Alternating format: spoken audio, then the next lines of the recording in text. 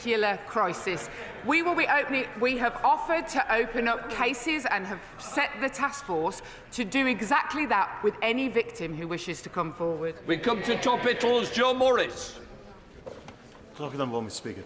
Secretary of State. Thank you, Mr. Speaker. This month we celebrate LGBT History Month. LGBT individuals have shaped Britain's history and continue to contribute greatly to our society. We are also celebrating Race Equality Week and our commitment to raising living standards for everyone, putting more money into people's pockets through measures like ethnicity pay gap reporting. These initiatives demonstrate our commitment to fostering a more equal and inclusive society where everyone's dignity and rights are respected. Joe Morris. Thank you, Mr. Speaker. The whole House will be aware of the importance of the Tyne Valley Railway line to my constituency. It's essential that our stations are accessible to all, and local campaigners like Tynedale Active Travel and Rosanna Lovett have expressed their frustration about the inaccessibility of stations across our beautiful constituency. So will you join me in commending their work to make travel truly accessible? Mr. Speaker, I do join with my honourable friend. I know the Tyne Valley line very well, a very beautiful part of the country. It is important that the rail network is accessible for all passengers, and that is at the heart of our approach. I will make sure that Transport Ministers look into the case that he raises and provide some more information on what action is being taken for his constituents. Secretary of State, Ms Davis. The call for evidence the Leader of the Opposition started as Equalities Minister last year asked the public to share examples of bad guidance on single-sex spaces and services. This Labour government initially shared just 42 responses. That is 1% with the Equality and Human Rights Commission, the body that gives advice to institutions on equality in the law. Mr. Speaker, why did they rule out 99% of the public's responses? This is a massive betrayal of Labour's manifesto commitment to protect single-sex spaces. The public rightly deserve to have every single one of over 3,000 submissions considered properly by the EHRC. We're on Topicals again. We've got to keep it short and punchy. Watch the answer come back. Come on. Mr. Speaker, the previous government's scope was narrow. We are taking action to give all providers the assurances that they need that single-sex spaces can be provided. I have met with the EHRC on this point. I have written to the EHRC on this point, and I will take no lectures from the party opposite on single-sex spaces when the use of mixed-sex hospital wards increased on their watch. Thank you. Mr. Speaker, my living wage intern starts next week, just as a Sutton Trust report shows that internships are a critical entry point for careers, but that working class graduates are 20 percentage points less likely to complete an internship than their wealthier peers, and that most internships are never advertised. So what is my right honourable friend doing to ensure that career success is based on hard work and talent and not your parents' social networks? I absolutely agree with my honourable friend. No young person should be held back by their background or expected to work for free. We remain committed to banning unpaid internships so that young people are paid fairly, and we'll set out further details in due course. Mr. Speaker, in Norfolk and Waveney, 44% of women on a gynaecology waiting list have been waiting longer than the 18-week NHS target for treatment, 1 in 10 over a year. These are the worst waiting time stats in all of England. So can the Minister tell me what conversations she's had with the Health Secretary to make sure that women in North Norfolk will no longer be left behind? Thank you, Mr. Speaker. We've had many conversations with the Health Secretary on this because it's unacceptable that women were let down because of the lack of action by the previous government. We're overhauling women's healthcare, placing women's equality at the heart of our agenda. That includes investing an extra £26 billion in the health system. Thank you. Working class boys in the North East are being held back by an attainment gap that's based both on gender as well as income. The previous government had no strategy for dealing with such attainment gaps. What will this government do? Will you commit to a strategy on this? Mr. Speaker, I agree with my honourable friend. It is disgraceful that the attainment gap rose under the last government, and I won't rest until we deliver for kids from communities like ours. I agree it's not good enough that only 1 in 5 disadvantaged white British boys achieve grade 5 or above in maths and English at GCSE. We are determined to turn this around. We are investing more in our schools and in driving up school standards. Ellen Maguire.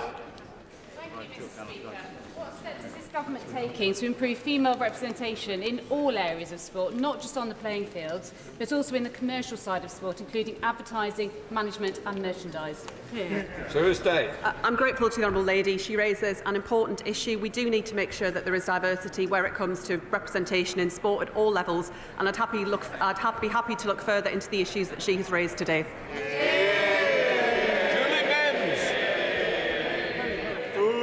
Too many disabled people reported being unable to vote at last year's general election.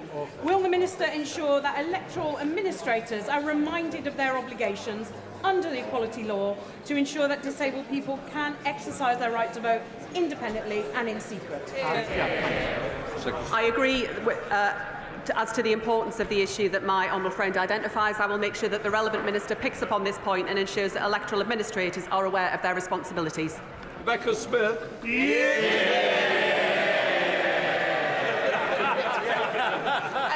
The government has a long-standing position that it does not engage with the Muslim Council of Britain. So why did the Disability Minister decide to breach collective responsibility to attend a recent dinner hosted by the MCB? The government's position in terms of relations with the MCB has not changed. Thank you. Thank you, Mr. Speaker. It's the beginning of LGBT History Month. Trans people across the UK are struggling to access healthcare and finding it difficult to go about their lives with dignity, as their identity comes under constant attack from powerful people across the world. Progress cannot be taken for granted. So can the Minister please reconfirm the government's commitment to the entire LGBTQ+ community and outline what steps are being taken to engage with LGBT people in the UK? Sorry, please don't do that, because I'm going to get... No, it's no use shrugging your shoulders at me. I've got to get other members. If you don't want other colleagues to get in, please tell them I do. Secretary of State.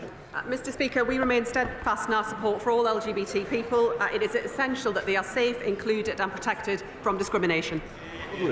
Richard Oldham, final question. Indeed, Mr. Speaker. Does the Minister consider incredibly high rates of first cousin marriage in certain communities of up to 100 times that in the general population an equalities issue, and what discussions has she had with the Minister of Justice about it? Mr. Speaker, we continue to keep these matters under review. We are looking carefully at the Law Commission's report into marriage, published in 2022, and we will respond in due course. We now come to Prime Minister's questions. Dr Neil Hudson. Question number 1, Mr. Speaker. Brilliant. Prime Minister. Thank you, Mr. Speaker. I know the whole House will be appalled by the death of a young boy in Sheffield on Monday. Our hearts go out to his family and his loved ones. Knife crime blights our communities, and we redouble every step to ensure that young people are kept safe. Mr. Speaker, on Monday, I met other European leaders in Brussels to discuss vitally important focus on security and defence in a volatile world.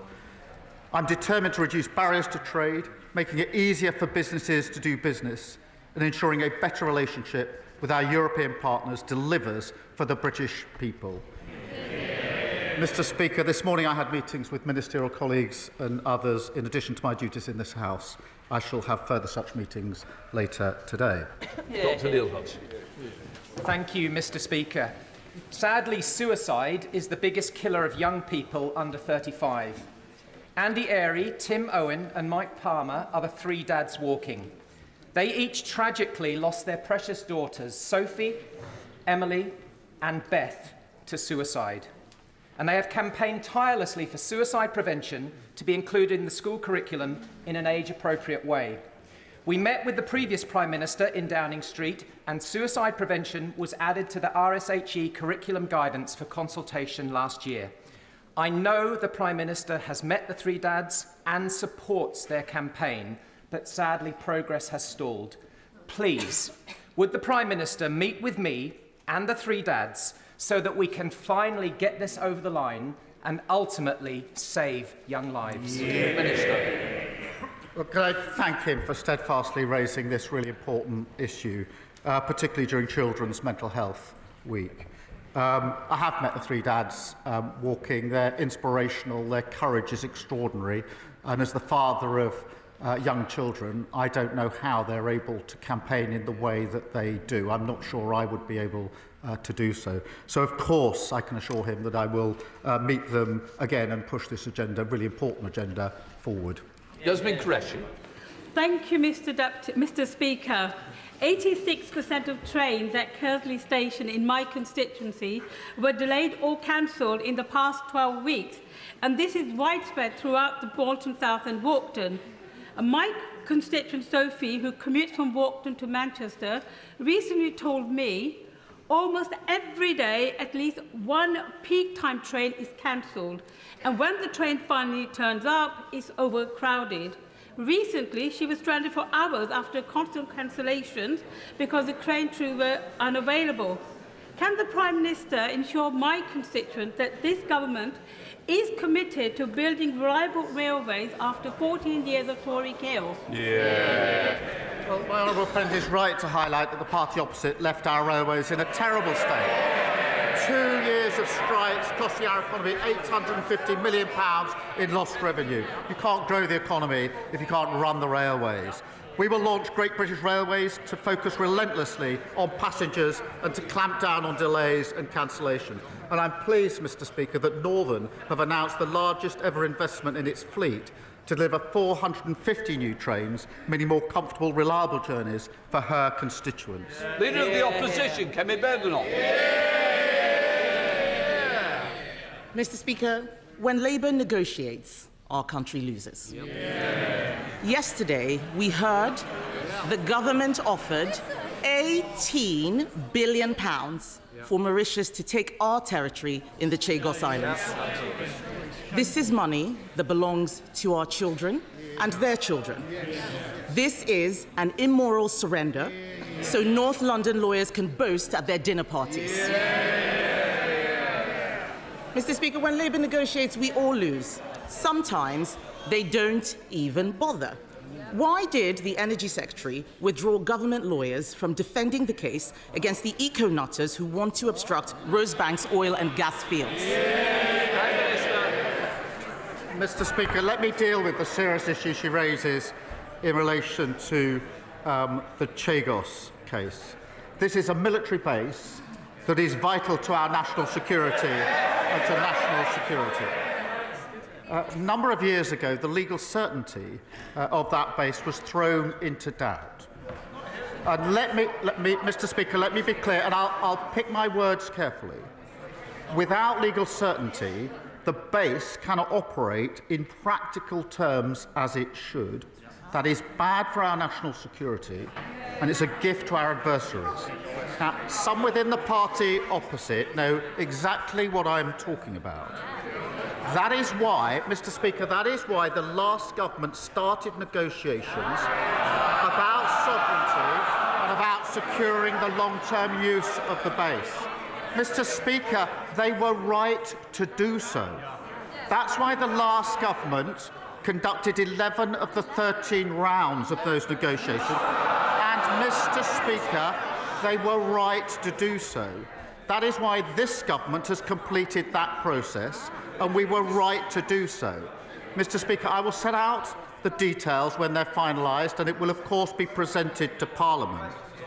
But if the Leader of the Opposition is properly briefed on the national security implications when she's asking these questions, which she's perfectly entitled to do, then she knows exactly what I'm talking about in terms of national security and legal certainty.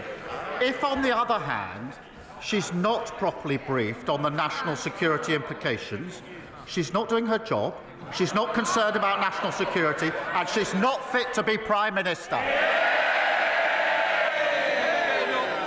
Mr. Speaker, how can anyone believe that this man is defending UK interests when he bends the knee to anyone who asks him?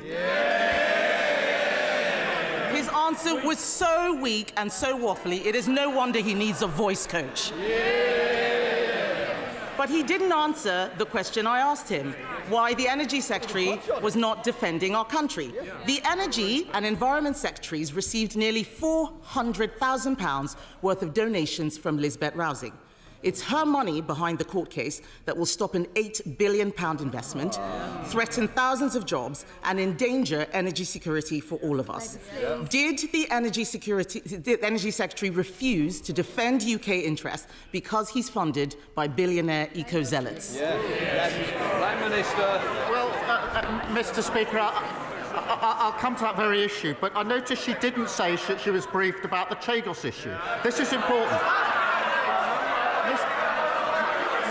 Mr. Speaker, when she became leader of the opposition, I said to her that I would give her a briefing on any national security issue if she asked for it. That's very important to the way that we run our democracy. She has not asked for a briefing on the Chagos case. And that's because she's more interested in chasing reform than in national security. In relation to oil and gas, it will be part of our energy supply for many years to come. We've been absolutely clear about that. But we are going through a transition. It's important because that transition to renewable energy will give us lower bills, energy security, take Putin's foot off our throat, and it's good for the national interest. Kemi Badenoch. Mr. Speaker, this is a weak answer because he doesn't know what is going on. Last week, I asked about the employment bill. He didn't know what was going on. We asked about the education bill. He didn't know what was going on. Let me tell him what is going on. Maybe he can answer some questions. Shell has said a one-year delay to Rosebank will cost £350 million and the loss of 1,000 jobs. Equinor has said a two-year delay to Jackdaw will cost £800 million. The only benefit I can see is the £400,000 to Labour ministers. At a time of war in Europe, threatened energy security, increased competition from the US and elsewhere, we should be getting British oil and gas out of the ground. Does the Prime Minister have the guts to take on Labour donors and his Energy Secretary and approve the licence applications when they are resubmitted? Prime Minister. Speaker, she doesn't even want to know what's going on, otherwise she'd have asked for the relevant briefing. She knows the position on Rosebank. She knows the court case that has meant that the licence has got to be reviewed. There's a process that's got to be gone through in the proper way. She understands that, but yet again she's proving all she can do is student politics and playing party politics. Mr. Speaker, I am speaking on behalf of the people of this country. When Labour negotiates, our country loses. When Labour negotiates, our country loses. He's talking about bringing growth and investment. Last week, he lost a £450 million investment from AstraZeneca that we negotiated, Mr. Speaker, and which would have delivered growth immediately. That same day, he also lost the £8 billion oil field investment that would have delivered next year. Business is abandoning the North Sea because of his decisions. What signal does he think he is sending to investors? As she knows, AstraZeneca was a commercial decision. She must understand that. But, Mr. Speaker, all she does is come here every week, carping from the sidelines, talking our country down. We've got the highest investment for 19 years. PwC say the second best place to invest in the world. The IMF has upgraded growth. Wages are up. Inflation is down. There's more to do. Reforming planning and regulation. Building new homes. Supporting a runway, the third runway at Heathrow. What unites these? Championed by Labour, opposed by the Tories. Mr. Speaker, it's so hard to believe anything he says. This is a man who needed emergency voice coaching on Christmas Eve. This government is so clueless. It is borrowing £8 billion. It is so clueless. It is borrowing £8 billion for GB Energy, a vanity project that is not great, not British, and does not produce any energy. Its own chairman, Mr. Speaker, admitted it will take 20 years to create just 1,000 jobs. Meanwhile, 200,000 jobs are at stake in our oil and gas sector right now. Does he think that 1,000 jobs in 20 years' time are worth more than the 200,000 jobs we have now? Prime Minister.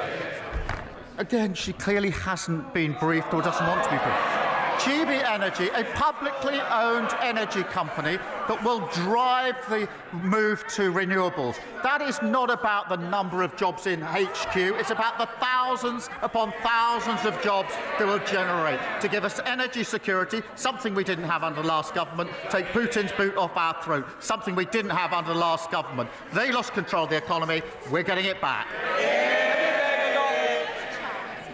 He can waffle as long as he likes, Mr. Speaker. But we know that Labour promised to bring energy bills down by £300. Instead, bills are going up. He's freezing pensioners while shoveling money to Mauritius. The Prime Minister isn't just managing decline, Mr. Speaker, he is creating decline. He has the power to grant these licenses, open these oil and gas fields, save British jobs, and bring down bills. Why does he find it so hard to do the right thing? Right. She really needs to look into how these licences are granted. Well, I appreciate that their reset seems to be having no policies apart from cutting pensions and having no briefings on relevant issues. Let's just remind ourselves, they presided over the biggest drop in living standards on record. Mortgages went through the roof and they left a £22 billion black hole. And we learned last weekend, Mr. Speaker, that under the last government, £35 billion was lost on benefit fraud and error. Who was at the Treasury at the time, you might ask, Mr. Speaker? The Shadow Business Secretary and the Leader of the Opposition. They want to give lectures. No thanks.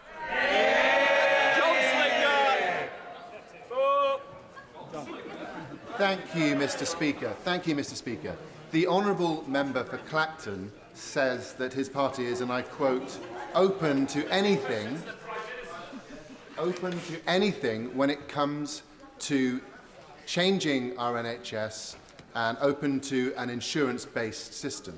So can my right honourable friend confirm that under a Labour government, the NHS will be there for everyone when they need it, not having to worry about the bill? Well, Mr. Speaker, the NHS is the lifeblood of our country, and that's why we invested £25 billion at the budget, a record amount, and we're making it fit for the future through our plan for change. What a contrast with Reform, whose leader has said that those who can afford to pay should pay for our health care. Under Labour, the NHS will always be free at the point of use for anyone who needs it. Leader of the Liberal Democrats, Sir Ed Davey. Thank you, Mr. Speaker. Can I associate myself with the remarks of the Prime Minister about the terrible murder of the 15-year-old in Sheffield and say that we will support any effective action against knife crime that the government proposes? At his first Prime Minister's questions, I told the Prime Minister about my constituent, Andrea. A full-time carer for her mother, Andrea is one of thousands of carers caught up in the carers allowance scandal, hounded by the DWP for repayments. The Prime Minister accepted there was a problem and set up an independent review, and we welcomed that. But 2 months after the announcement of the review, Andrea received a letter summoning her to a tribunal next week. Her mother's health has been deteriorating. She's had to go in a care home. This is the last thing Andrea needs. So will the Prime Minister step in and do the right thing and cancel Andrea's tribunal and all proceedings against carers like Andrea, at least until the review is concluded? Prime Minister. Mr. Speaker, we set up the independent review, and I know he welcomes that and it was the right thing to do. I don't know the details of Andrea's case, but I will certainly, if he provides them to me, make sure that we have the details and look into what's happened in her particular case. Sir Ed Davey. I'm grateful for that reply. The Secretary of State for DWP wrote to me and wasn't interested in engaging, so I hope the Prime Minister will. Mr. Speaker, turning to foreign policy now, last night many of us were alarmed to hear President Trump speak about forcibly displacing 1.8 million people from Gaza. The Prime Minister has spoken to the President on several occasions now.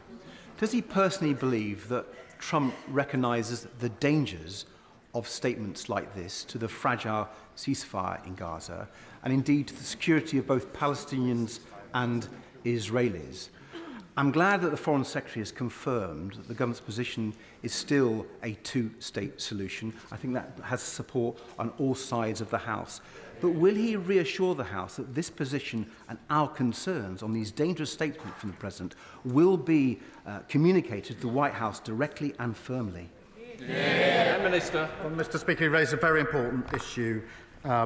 The most important issue on the ceasefire is obviously it's sustained. We see it through the phases, and that means that the remaining hostages come out and the aid that's desperately needed gets into Gaza at speed and at the volumes that are needed. I have, from the last few weeks, two images fixed in my mind. The first is the image of Emily Damari reunited with her mother, which I found extremely moving.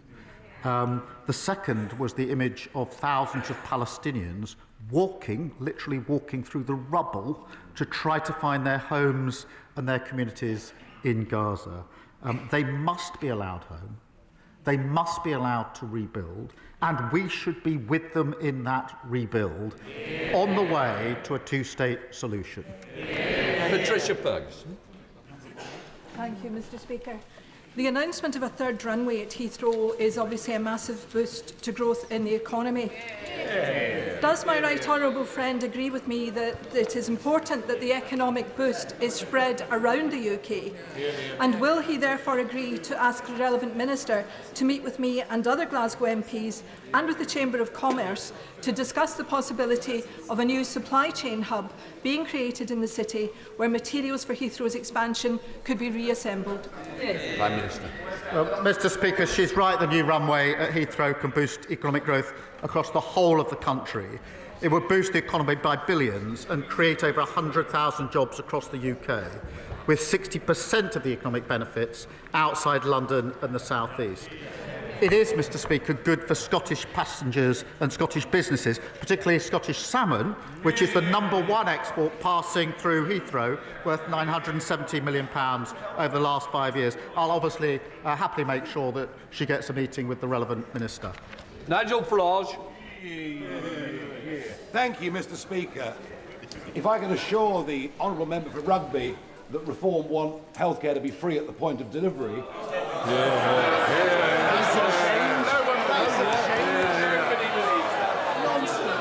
I'm sorry.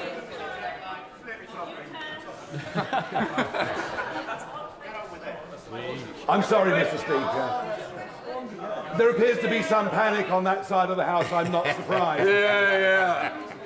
To ask the Prime Minister, I'd like some advice, please. What do I say?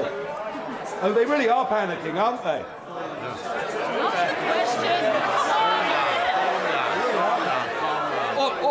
Order. I want to get this question over with. All you're doing is ensure it goes on forever. Quick question.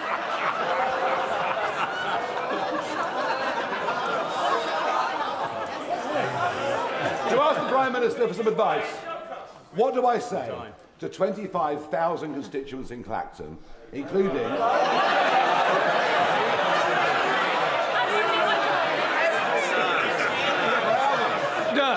Either get on. No, you've got it. No, we're not both standing at the same. Look, I need a quick question, then I can get you the answer. Come on. What do I say, Prime Minister, to 25,000 constituents in Clacton, including 99-year-old Jim O'Dwyer, who flew a full set of missions on Lancaster bombers as tail end Charlie, as they're losing their winter fuel allowance, feeling the pinch, whilst at the same time we're prepared to give away a military base and pay £18 billion for the privilege of doing so. Mr. Speaker, he talks of panic. The only panic is people using the NHS who know that under his policy he wants to charge them for using the NHS. And what he should say to the people of Clacton when he finally finds Clacton is that they should vote Labour because we're stabilising the economy and boosting the Gems. Mr. Speaker, many of my Thank you, Mr. Speaker. Many of my constituents in Folkestone and Hythe are expressing their frustration at the previous Tory government net migration figures, which quadrupled, increasing by nearly 1 million. But unbelievably, the Shadow Foreign Secretary has admitted that her party is proud of their open borders experiment on Britain. So will the Prime Minister explain what he is doing to bring these numbers back under control? Well, I'm grateful to him for raising this because we know that the Leader of the Opposition personally lobbied to remove annual limits on student and work visas. The Shadow Foreign Secretary still thinks they got a great record on immigration, forgetting that they quadrupled immigration, reaching almost 1 million a year. Our borders bill will give stronger powers than ever to tackle people smugglers. We've already removed 16,000 people with no right to be here. The question for the opposition is, will they walk into the lobby with us next week to secure our borders? Thank you, Mr. Speaker. After she was kidnapped and shot, Emily Damari was held in captivity by Hamas in UNRWA facilities, confirming many of our fears that UNRWA is riddled with Hamas sympathisers. So, the British people do not want our aid being stolen by Hamas. So will the Prime Minister agree with me that we should stop funding Hamas, follow the example of other nations and divert our aid to other, more trustworthy agencies? Prime Minister.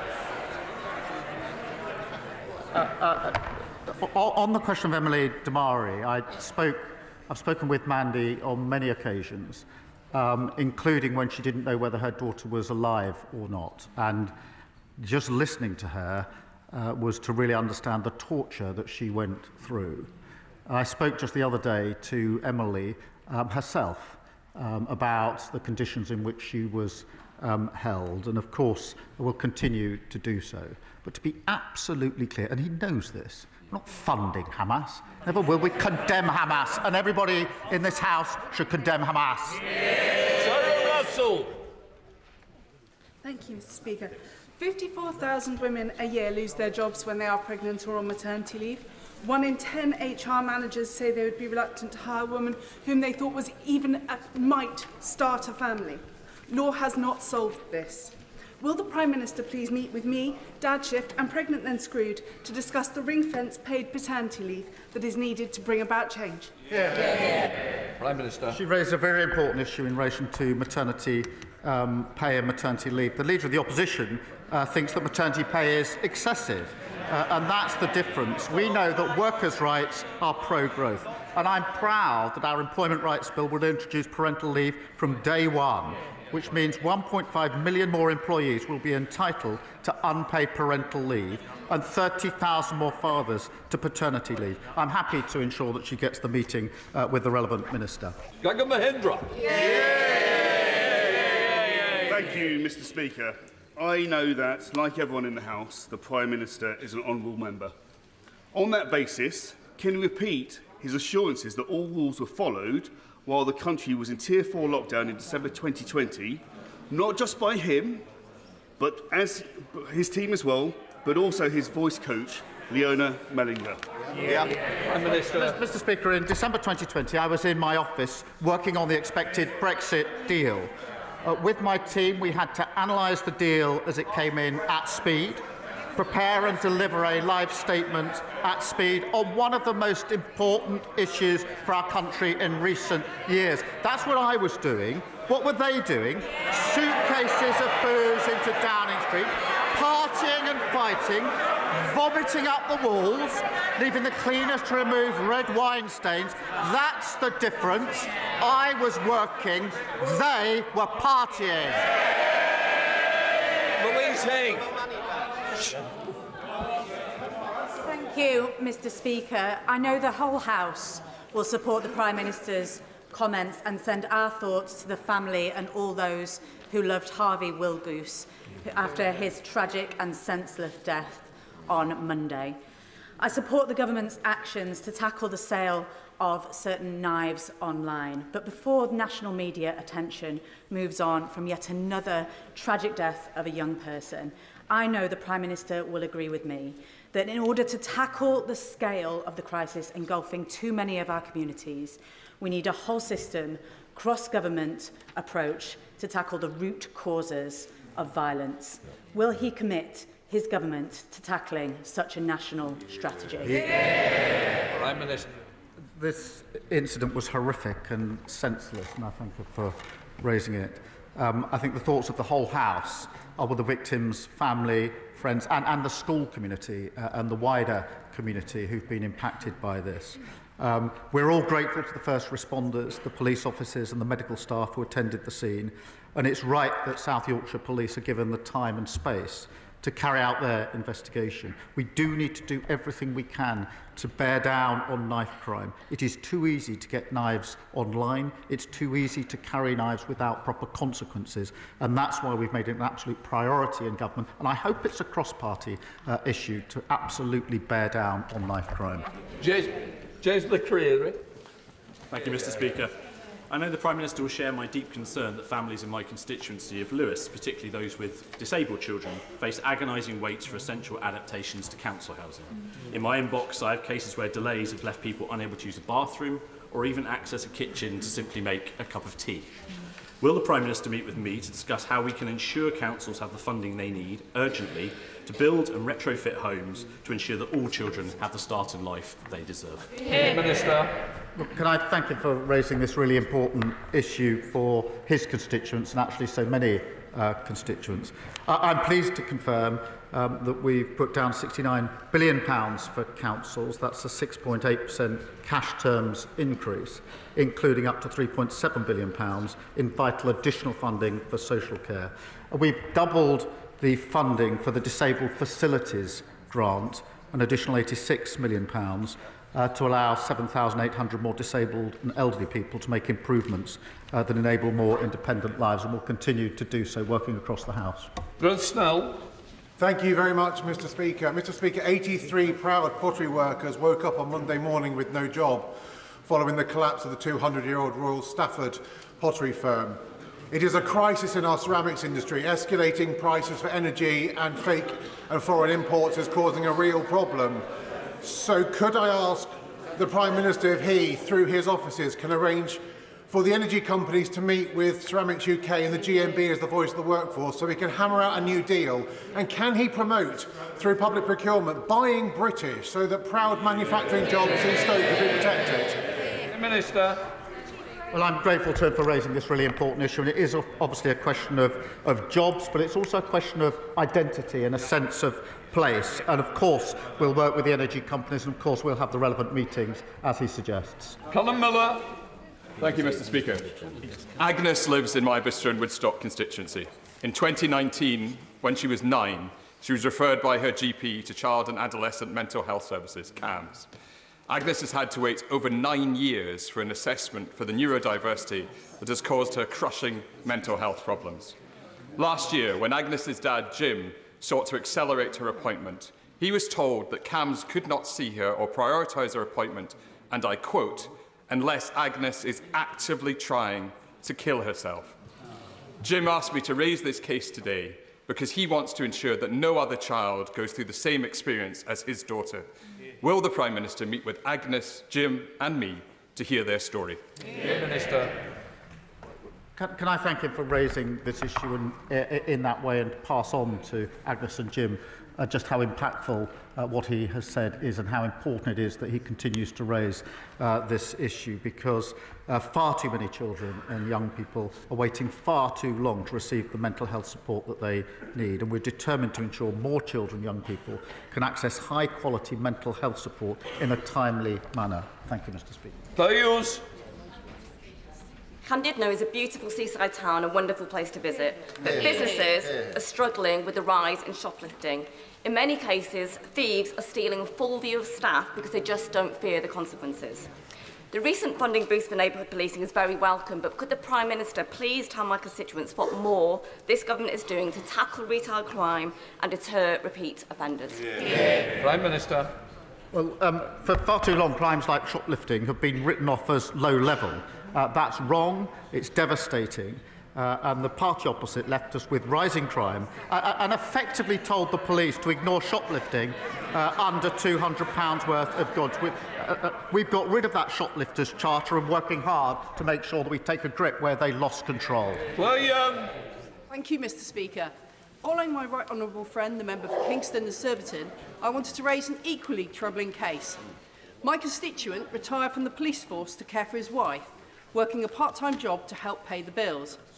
As his earnings were not consistent, there were times he was above the carer's allowance threshold, causing later payments to be withheld.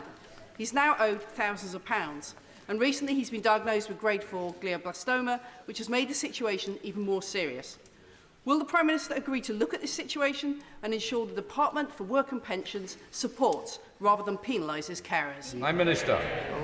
Again, we've obviously set up the independent review into exactly what happened in these cases, which was the right thing to do. We will look at individual circumstances. So again, if she's willing to pass the details to me, we'll look at them. Joanna Baxter. Mr. Speaker, Audit Scotland recently exposed the incredible funding crisis facing our councils in Scotland. £759 million of a funding gap. They also reported that the 12 councils that make up the Strathclyde Pension Fund are reducing their employer contributions from 19.3% to 6.5%. Does the Prime Minister agree with me that instead of taking money out of workers' pensions, that the Scottish Government appropriately fund our councils? She's absolutely right to point out the failure of the government in Scotland. They don't want to talk about that failure. They've got the powers, they've got the resources, they just haven't got any excuses left. Close question. Yep.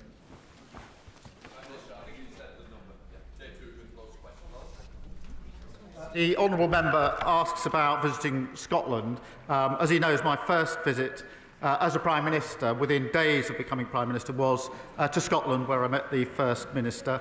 I've also been for the meeting of the Council of Regions and Nations in October, Interpol General Assembly in November, the British Irish Council in Edinburgh in December, and look forward to going again very soon. Ed Duggan. Interesting, Mr. Speaker, the Prime Minister couldn't tell me when he was going to be coming to Scotland next. But does he agree with the withering assessment of the eminent politics professor Sir John Curtis, who says the current UK Prime Minister is the worst thing to happen to Anas Sarwar? And if he doesn't, and he should, does he think it's stripping Scottish pensioners of their winter fuel payment, or abandoning workers in Grangemouth, or attacking the national insurance payments of farmers? Does he believe that is what's catastrophically torpedoed Labour in the polls in Scotland? So when he does get a date, he can even bring his Chancellor with him to back him up on the numbers, assuming she's still the Chancellor by then. I remember when that rhetoric used to come from them sitting down here. Order. Mr. Duggan, I want... Order. Mr. Duggan, I want no more. Prime Minister. He has to shout, Mr. Speaker, because they're so far up there, so few of them, that they can't get heard without shouting. My constituent Matthew and his mum Catherine, alongside Emma Murphy and Janet Williams, have campaigned for many years to get compensation for families affected by the epilepsy drug sodium valproate. 12 months on from the Patient Safety Commissioner's report on this matter, those harmed are still waiting for the recommendations to be implemented. So can I ask the Prime Minister how much longer individuals and families impacted by valproate will need to wait for the clarity they seek? And will the Prime Minister arrange for the Health Minister to meet with valproate campaigners to discuss this important matter? Minister. Well, Mr. Speaker, this is obviously a really important matter. I understand the Minister for Patient Safety did meet patient groups before Christmas to hear their stories and their accounts and experiences firsthand. And we will provide an update on the Patient Safety Commissioner's report at the earliest opportunity to the House. Saoirse Eastwood. Thank you, Mr. Speaker. We all know how the song goes. You gotta know when to hold them, when to fold them, when to walk away and when to run. And we've done all of them in Northern Ireland because the system of government that we have is a gamble. Well, I'm not prepared to roll the dice on the people of Lagan Valley who have already been without government 40% of the time. Secretary of State for Northern Ireland says he wants to stop the cycles of collapse. So do I. But don't then turn around and tell us in Northern Ireland that we can't deliver public service transformation if no steps are taken to stop the collapse. The people of Northern Ireland who I represent, nationalist, unionist and unaligned like myself, are all out of aces. Our public services are on the floor. Will this government be the one to step up to the plate, reform the institutions, end the veto and stop rolling the dice on the people of Northern Ireland? Prime Minister. Mr Speaker, since 1998, the Good Friday Agreement has delivered a far more peaceful society in Northern Ireland, and that is really important. Restoration of the power sharing was a significant milestone and allows the institutions to make progress on the most important issues to the people of Northern Ireland, and will continue to work with all parties to that end. Jill Furness. I was delighted to recently visit Chaucer School, a great school in my constituency with fantastic young people and innovative and motivated teaching staff. But 14 years of Tory government did not do enough for more than 300,000 children across the country attending schools that are stuck and kept receiving poor Ofsted judgments. Will the Prime Minister set out how this government will tackle inequality and tear down barriers to opportunity through our plan for change? Mr Speaker, the Children's Wellbeing in Schools Bill will ensure that all schools can innovate, new teachers are qualified and every child receives a consistent core education to set them up for success in life. Dr Danny Chambers. Mr Speaker, 5 months ago, the Care Quality Commission reported that 2/3 of maternity units in England were unsafe. And years of unsafe staffing levels have resulted in the NHS paying an astonishing £1.15 billion a year in compensation due to avoidable injuries caused during childbirth and sometimes deaths. The previous Conservative government have allowed maternity services to deteriorate to the point where many consider it to be a public health crisis. Will the Prime Minister commit to improving maternity care and women's health services as a top priority so our maternity unit in Winchester and those around the rest of the country are the safest places in the world for women to give birth? I thank him for raising this important issue. Women and babies deserve the highest standards of care through pregnancy, birth and the months that follow. We're committed to recruiting thousands of new midwives for the NHS whilst providing support to trusts failing on maternity care. Mr Speaker, we're working with the NHS as it delivers a 3-year maternity plan, which is making good progress in improving services, including for his constituents. Final question, Michael Wheeler. Mr Speaker, last week I had the opportunity to visit 2 of the local job centres that serve my constituency of Worsley and Eccles. The dedication of the staff I met to helping our local community, supporting people into work and adapting to the area's needs was inspiring. Does the Prime Minister agree with me that we must listen to their frontline experiences as we look to remove the barriers to work that keep people locked out of jobs, and will he visit these teams with me to see the work they do? Well, I thank him for his question. Our Get Britain Working White Paper sets out the biggest reforms to employment support in a generation, backed by £240 million of investment. And through our plan for change, we'll boost living standards, more secure, rewarding jobs to make work pay. Thank you, Mr Speaker. That completes Prime Minister's questions. No